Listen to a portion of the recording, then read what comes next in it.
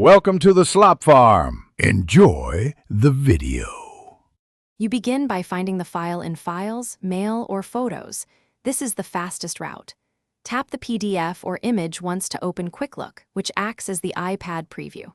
Once it opens, make sure to pinch to zoom and scroll with one finger.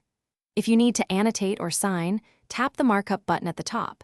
This switches from passive viewing to active editing so you can highlight, draw, or add text immediately.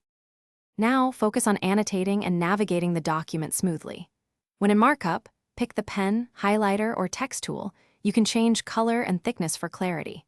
To move through a multi-page PDF, swipe left/right or open thumbnails to jump to a specific page quickly. Once you finish edits, tap Done to embed annotations, then use the Share or Export menu to save a copy or send it. This ensures your changes persist across apps.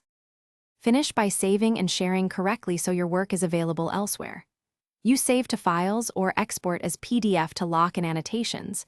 Choose Share to Email, AirDrop, or Cloud services.